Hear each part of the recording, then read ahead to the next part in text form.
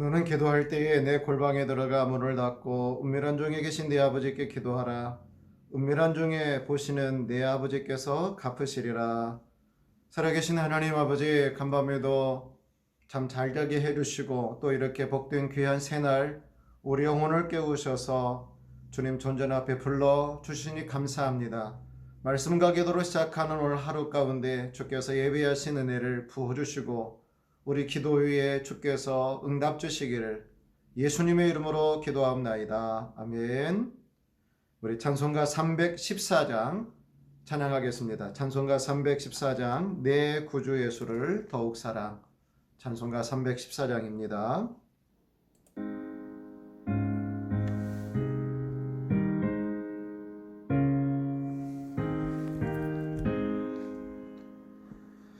내 구주 예수를 더욱 사랑. 엎드려 비는 말 들으소서. 내 진정 소원이 내 구주 예수를 더욱 사랑, 더욱 사랑. 이전엔 세상 나 기뻤어도 지금 내 기쁨은 오직 예수. 다만 내비는 말 내 구주 예수를 더욱 사랑, 더욱 사랑. 이 세상 떠날 때 찬양하고 숨질 때 하는 말 이것일세. 다만 내비는 말 내 구주 예수를 더욱 사랑, 더욱 사랑. 아멘. 이 시간 우리에게 주신 하나님의 말씀은 마태복음 6장 16절에서 24절의 말씀입니다. 마태복음 6장 16절에서 24절 우리 한 절씩 같이 교독하겠습니다. 금식할 때에 너희는 외식하는 자들과 같이 슬픈 기색을 보이지 말라. 그들은 금식하는 것을 사람에게 보이려고 얼굴을 흉하게 하느니라. 내가 진실로 너에게 이르노니 그들은 자기 상을 이미 받았느니라. 너는 금식할 때에 머리에 기름을 바르고 얼굴을 씻으라. 이는 금식하는 자로 사람에게 보이지 않고 오직 은밀한 중에 계신 내 아버지께 보이게 하려 함이라. 은밀한 중에 보시는 내 아버지께서 갚으시리라. 너희를 위하여 보물을 땅에 쌓아두지 말라. 거기는 좀과 동록이 해하며 도둑이 구멍을 뚫고 도둑질을 하느니라. 오직 너희를 위하여 보물을 하늘에 쌓아두라. 거기는 좀이나 동록이 해하지 못하며 도둑이 구멍을 뚫지도 못하고 도둑질도 못하느니라. 내 보물 있는 그곳에는 내 마음도 있느니라. 눈은 몸의 등불이니 그러므로 내 눈이 성하면 온몸이 밝을 것이요 눈이 나쁘면 온몸이 어두울 것이니 그러므로 내게 있는 빛이 어두우면 그 어둠이 얼마나 더하겠느냐. 함께 읽습니다. 한 사람이 두 주인을 섬기지 못할 것이니 혹 이를 미워하고 저를 사랑하거나 혹 이를 중히 여기고 저를 경히 여김이라. 너희가 하나님과 재물을 겸하여 섬기지 못하느니라. 아멘. 사랑하는 성도 여러분, 오늘 하루도 복된 하루 되시기를 축복합니다. 우리는 다른 사람에게 우리 자신을 참 멋지게 보이고 싶은 욕구들이 다 있습니다. 그래서 옷도 그렇게 멋지게 차려입기를 원하고 또 헤어스타일도 멋지게 보이려고 단장을 하고, 또 코로나와 같은 이런 시대를 살아가는 우리들에게 어떤 사람들은 이 디자인이 멋진 그런 마스크를 착용하는 그런 분도 제가 보았습니다. 사람들에게 멋지게 보이는 것, 또 내 자신을 단장하는 것은 참 귀한 거죠. 내 자신을 꾸미지 않는 것은 오히려 좋지 않습니다. 우리 자신을 잘 꾸미고 또 멋지게 그렇게 해야 될 필요가 분명히 있습니다. 그런데 멋지게 보이는 것은 좋지만 위선이라고 하는 것은 전혀 다른 의미가 있습니다. 예수님께서도 유대인들에게, 당시의 종교 지도자들에게, 신앙인들에게 지적하신 것이 바로 위선이었어요. 위선.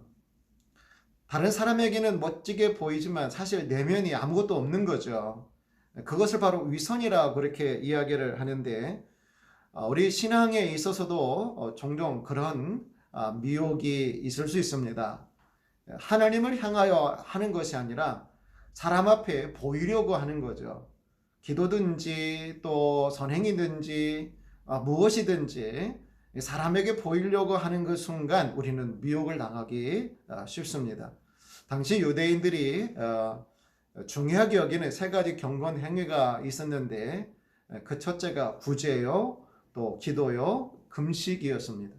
이 세 가지는 다 나름대로 귀한 것들이었습니다. 그런데 문제는 이것이 사람에게 보이려고 하는데 목적이 있었다라고 하는 것이에요. 그러니 문제가 되는 거죠. 우리 예수님께서도 당시의 바리새인들과 서기관들을 향하여 이 외식하는 자들아, 이 위선자들아 이렇게 지적을 하시고 책망을 하신 거 아니겠습니까? 오늘 성경에 보면 그런 사람들은 이미 자기 상을 받았다 이렇게 말씀을 하는데, 사람에게 보이려고 구제하고 기도하고 금식하는 거 이미 영수증을 끊어줬다 이런 의미입니다. 이게 사람에게 받는 칭찬과 인정이 돌이라고 하면, 사실 하나님께서 우리에게 주시는 인정은 금덩어리, 황금과도 같은 것인데, 우리들은 어떤 선행을 하든지 어떤 경건의 행동을 하든지 그것이 그냥 돌의 어떤 그 보상 차원에서 끝나버리고, 진짜 우리에게 꼭 받아야만 하는 하나님으로부터 오는 상급은 우리가 잘 멀리하고 있다라고 하는, 그래서 우리 주님이 안타깝게 여기는 그런 말씀인 것입니다. 하나님께서 주시는 참 상급이 있는 구제는 뭐냐? 구제할 때 오른손이 하는 거를 왼손이 모르게 하라 라고 하는 거죠. 그 말씀은 잊어버리는 거죠. 내가 저 사람도 구제했지. 내가 저 사람도 구제했지. 내가 그거를 기억하고 있는 순간 우리 마음에 미혹이 되기 쉽습니다. 그렇잖아요? 그렇기 때문에 왼손이 하는 거를 오른손이, 또 오른손이 하는 거는 왼손이 모르게 베푼 것은 도무지 기억하지 않으려고 애를 쓰는 순간에 우리가 진짜 믿음의 길을 온전히 걸어갈 수 있게 되기 때문에 그런 것입니다. 은밀하게 하라. 그러면 은밀한 중에 보시는 아버지께서 어떻게 갚아주신다. 사람으로부터 오는 이 돌적인 돌멩이 차원의 어떤 그런 보상이 아니라 하나님께서는 상급으로 주시는데 황금을 주신다. 이런 놀라운 은혜를 우리 가운데 예배해 놓고 계신다. 또 마찬가지로 기도도 마찬가지죠. 기도도 내가 기도 많이 하지, 저 사람 기도 많이 해, 이런 칭찬을 드러내고 과시하려고 그렇게 기도를 하면 안 되는 것이고, 은밀하게, 물론 보일 수가 있겠지만 내면에 나는 이렇게 기도 많이 하는 사람이야 라고 그렇게 보이는 그런 의식이 내면에 있는 순간 우리는 미혹당하기가 쉽습니다. 또 하나님이 기뻐하시는 참된 금식, 하나님의 상급이 있는 금식이 뭐냐? 그거 어떻게 해야 되느냐? 여러분, 금식이라고 하는, 금식 기도라고 하는 것은 참 귀한 것입니다. 율법에서부터 또 구약의 시대, 또 신약의 시대, 오늘날의 시대에 이르기까지 이 금식이라고 하는 건 참 귀한 우리 신앙 경건의 도구가 되죠. 내 자신을 새롭게 하고 또 경건한 어떤 자세를 유지하고 하나님을 더 사랑하고, 이 세상에 그 무엇보다도 나는 하나님 사랑합니다, 나는 하나님의 은혜만을 갈망합니다라고 하는 것을 고백하는 것이 이 금식이잖아요. 이거 쉽지가 않습니다. 정말 어려운 거예요. 그런데 문제는 뭐냐? 사람에게 보이려고 그렇게 금식을 한다든지 어떤 종교적인 자랑으로 삼기 위해서 내가 나는 한 달에 몇 번씩 금식 기도해. 나는 40일 금식 기도를 했어. 이렇게 뭔가 자기 자신의 의의가 된다든지 또 다른 사람에게 뭔가 멋지게 보이려고 하는 그 순간 참 위험한 것이 되는 것이 바로 이 금식이다라고 하는 것이에요. 그러니까 나는 지금 금식 기도하고 있어. 나는 또 금식 기도를 이렇게 많이 했어. 이렇게 하지 말으라 라고 하는 거죠. 은밀한 중에 보시는 하나님께서 다 보고 계시기 때문에 하나님께서 주실 상급이 있기 때문에 그렇게 정말 은밀한 가운데 이 경건의 행위를 해야 한다라고 말씀하고 계십니다. 오늘 우리 주님께서는 그 다음에 이 돈과 이 경제적인 거죠. 신앙에 대한 관계, 그러니까 참된 신앙인의 경제관에 대해서 또 말씀을 하고 계십니다. 성경의 전체 장일 1189장이라고 그러죠. 근데 창세기 1장에서 요한계시록 마지막 22장까지 그런데 이 믿음에 대해서는 272번 누가 연구를 했는지 모르겠습니다만은 사랑에 대해서는 570번 그러나 돈과 소유에 대해서는 엄청 많아요. 2350번이나 언급이 되고 있다라고 그렇게 자료가 나옵니다. 예수님이 신약에 오셔서 여러 비유를 말씀을 하셨죠. 총 36개의 비유가 나오는데 근데 그 비유 가운데서 이 돈에 대해서 돈과 재물에 대해서 비유로 든 것이 16개나 돼요. 굉장히 큰 퍼센테이지죠. 근데 우리가 재물과 떨어져서는 살아갈 수가 없다라고 하는 것입니다. 그렇지 않아요? 어떻게 이 돈 없이 살아갈 수 있겠습니까? 더군다나 현대 사회는 이 경제가 중심이 되고 있지 않아요? 코로나 상황 가운데서 우리 소상공인들 얼마나 어렵고 힘들어 하십니까? 영업 제한이 있고 또 집합 금지 명령이 내리고 5인 이상 모이지 말아라 또 그렇게 하고 그러니 정말 힘들고 어렵죠. 그런 상황 가운데서 많은 분들이 정말 힘들어하고 너무 속상해하고 있는 것이 사실이지 않습니까? 경제를 떠나서 우리는 살아갈 수가 없는 것입니다. 이 돈이라고 하는 것은 참 유익한 것입니다. 우리에게 할 수 있는 여러 가지 그런 능력을 우리에게 주는 것이 여러분 돈일 거예요. 이 돈을 가지고 우리가 얼마나 유용하게 사용할 수 있겠습니까? 돈은 능력이에요. 돈이 힘이에요. 이것으로 다른 사람을 굳이 알 수가 있고 또 선행을 베풀어 줄 수도 있고 또 선교할 수 있고 구제도 할 수 있고 그러지 않습니까? 그래서 이 돈이라고 하는 것은 정말 귀한 일들을 하고 있는 것이 사실입니다. 그런데 이 돈이라고 하는 것이 또 우리를 망치게 하는 아주 이 미혹에 빠뜨리는 그런 요소가 되기도 하죠. 돈에 휘둘린다든지 돈에 굴복한다든지 돈을 우상으로 삼는다든지 그런 경우에는 이게 우리 신앙에서 우리를 멀어지게 하고 우리 신앙 경건에서 우리의 가장 큰 그런 이 함정에 빠뜨리게 하는 것이 이 재물인 것입니다. 이 돈을 잘못 쓰면 아주 망쳐요. 그죠?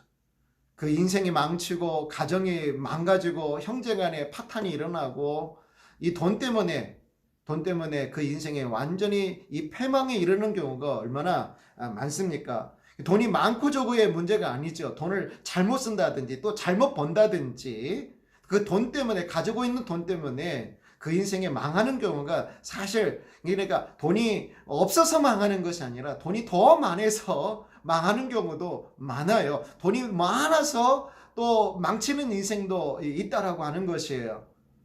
돈이 없어도 문제지만 돈이 많아도 문제가 되는 것인데 우리가 어떻게 이 땅에서 우리가 이 돈의 이런 상황 가운데서 우리가 믿음으로 멋진 인생의 길들을 신앙의 길을 걸어갈 수 있을 것인가 우리 주님이 말씀을 하시는데 이 기도나 또 금식이나 이런 어떤 구제나 이런 모든 부분에 있어서도 우리가 신중하고 또 우리가 믿음의 지혜를 발휘를 해야 하는데 이 물질을 바라보는 우리 기독교인의 관점도 분명하고 확실하게 이 성경 위에 서야 되는 것입니다.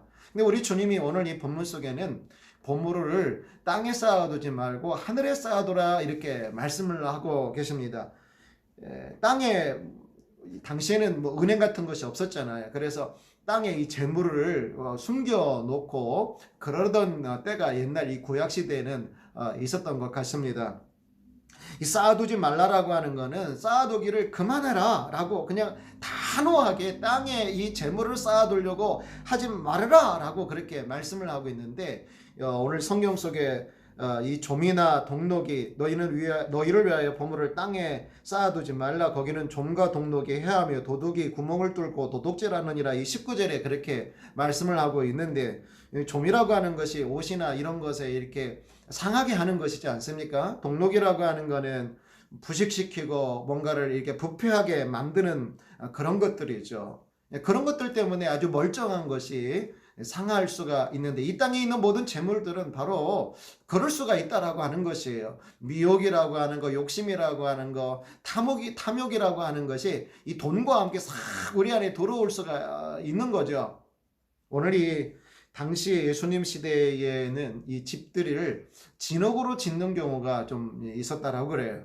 그래서 도둑이 문을 열고 들어오는 경우도 있지만, 이 흙으로 진 이 벽이니까 그거를 뚫고 들어와서 재물을 강탈해 가는 경우도 있었다라고 그러는데, 오늘 이 19절의 말씀은 바로 그런 의미가 있는 말씀인 것입니다. 그러니까 이 재물이라고 하는 것은 그 자체가 굉장히 이 마귀의 이 미혹의 대상이 되기도 하고 우리를 타락시킬 수 있는 것인데, 그뿐만 아니라 이 재물 자체가 그 외부적으로도 재물을 많이 가지고 있을 때 그것 때문에 오히려 목숨이 위험을 당할 수가 있고 그럴 수가 있다라고 하는 거 아니겠습니까? 그렇다고 하면 우리 크리스찬들은 어떤 재물관을 가지고 이 세상을 살아가야 되는 것인가? 우리 주님 말씀하시는데, 이 재물을 이 세상에서 가장 귀한 것으로, 물론 귀한 것이지만 그러나 최고로 여기지는 말아야 된다라고 하는 거예요. 그러면 큰일 나죠. 이 세상의 재물보다 더 귀한 것은 많아요. 그렇죠? 사랑을 베풀고 인정을 베풀고 덕을 쌓고 친절하게 하고, 이 모든 거는 생명을 귀하게 여기고 그렇잖아요. 이 모든 거는 사실 정말 귀한 거예요. 이 재물보다 귀한 거예요. 그런데 그런 것들보다 재물을 더 귀하게 여기는 순간 인생 망가지죠. 재물 자체가 악하다라고 하는 말은 아니에요. 재물이라고 하는 가치 중립적인 거예요. 그런데 만약에 이 재물을 최고로 여기는 그 순간 그 인생이 아주 잘못되기가 쉽죠. 그래서 재물을 위해서 살지 말고, 그죠? 재물을 위해서 사는 것이 아니라 재물을 선용을 할 수 있어야 된다라고 말씀을 하시는 것인데, 재물은 궁극적으로 우리 영혼을 구원할 수는 없습니다. 물론 몸이 힘들고 어려울 때, 또 병에 걸렸을 때 이 재물로 인해서 몸을 치유할 수가 있고 나름대로 유익한 것이지만, 이 재물은 우리 영혼을 구원하지는 못하고 오히려 이 재물로 말미암아 우리 안에 탐심과 탐욕으로 이 타락으로 나갈 수 있는 그런 통로가 되기 때문에 그런 것입니다.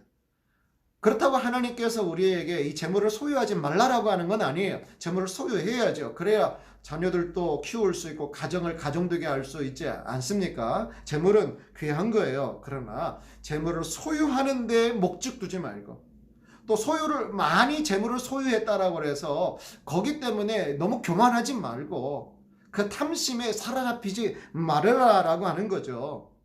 어떻게 해야 돼요? 이 재물을 어디에 쌓아둬야 되느냐?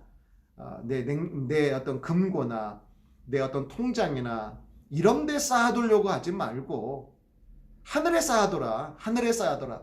자녀들에게 그냥 엄청난 재산을 물려주는 그거에 목적 두지 말고 하늘에 쌓아둬야 된다라고 말씀을 하는데, 여러분 하늘에 어떻게 보물을 쌓아둘 수 있겠습니까? 재물을 잘 사용하는 거죠. 재물을 하나님의 목적에 맞게 사용하는 거죠. 하나님이 기뻐하시는 것에 사용하는 거죠. 예를 들어서 복음을 전하는 선교사님들을 후원을 하고, 어려운 사람들을 구제를 하고, 힘들고 어려운 사람들에게 어떤 주의 사랑의 통로가 될 때 엄청난 주님의 위로와 소망의 사랑의 도구가 될 수 있는 것이 재물이잖아요. 그렇게 선행을 베풀 때 그 순간 이 재물은 없어지는 것이 아니라 하늘에 어떻게 해요? 계좌이체가 되는 거죠. 하늘로, 하늘 통장에, 하나님의 통장에 계좌이체가 되는 것이다 라고 하는 거예요. 그럴 때 하나님께서 갚아주신다라고 하는 말씀입니다. 이 땅에 절대로 우리가 이 재물을 가지고 천국까지 갈 수가 없죠. 또 내 자신만을 위해서 사용을 할 때 분명히 하나님께서 5달란트, 2달란트, 또 1달란트 비유가 나오는데 그 재물 자체도 우리에게 주신 달란트죠. 그 달란트를 나를 위해서만 사용하면 반드시 하나님께서 책망하시는 것입니다. 물으시는 거예요. 내가 너에게 준 달란트 어떻게 했느냐? 그렇죠? 그러면 이거 어떻게 되겠어요? 그런데 하나님이 나에게 주신 이 재물의 달란트를 가지고 사람들을 구제하고 교회를 세우고 선교하고 어려운 사람들을 돌아보고 또 선한 일들을 많이 행할 때 하나님께서 기뻐하시는 거죠. 기뻐하시는 거죠. 그러면 재물을 정복하는 거죠. 재물에 사로잡히지 않는 거죠. 오히려 재물을 가지고 하나님을 섬기는 거죠. 재물을 가지고 주님의 나라를 확장시키는 거죠. 여러분, 오늘날도 정말 재물이 필요한 곳이 많아요. 어려운 사람들이 많잖아요. 선교 현장에 해야 할 일도 많고 또 선하고 아름다운 일들을 해야 하는데 이 재물이 또 필요한 것이 분명한 사실이잖아요. 그런데 그것이 나만을 위해 사용해 버리면 그거는 하늘의 보물을 쌓아두는 것이 못 되는 것입니다. 오늘 우리 주님께서는 21절에 보면 내 보물이 있는 그곳에 내 마음도 있느니라 이렇게 말씀을 하고 있는데, 내가 재물을 어디에 쌓아두느냐를 보면 내 마음이 어디 있는 곳인지 알 수가 있어요. 여러분 그러잖아요.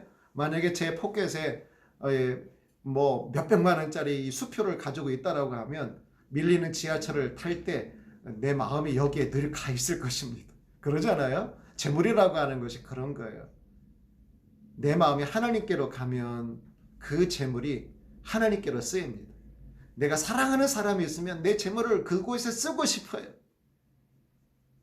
마찬가지 아니겠습니까? 하나님을 사랑한다라고 하면 재물을 하늘에 쌓아두게 되는 거죠. 그러나 재물 자체만을 사랑하면 우리는 절대로 하나님이 기뻐하시는 성도의 길을 걸어갈 수가 없고, 오히려 이게 재물로 인하여 우리 영성이 힘들어지고 어려워질 수가 있기 때문에 그래요. 그 이후에 우리 주님은 눈은 몸의 등불이다. 내 눈이 성하면 온몸이 밝을 것이다 라고 이 눈의 밝기에 대해서 예수님은 말씀을 하시는데, 사실 이 말씀은 재물에 대한 어떤 그러한 지혜와 재물을 바라보는 눈이 건강해야 된다라고 하는 그런 말씀으로 연결이 되는 거예요. 눈이 성하면 잘 볼 수가 있죠. 저도 안경을 썼습니다만 저 멀리 있는 곳은 제가 안경을 안 쓰면 잘 안 보여요.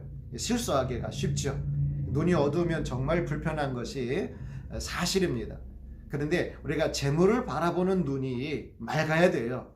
우리의 이 재물을 바라보는 눈이 탐욕과 욕심과 자기 자랑으로 그렇게 이게 어두워져 버리면 우리가 잘못되기가 쉽기 때문에 그런 것입니다.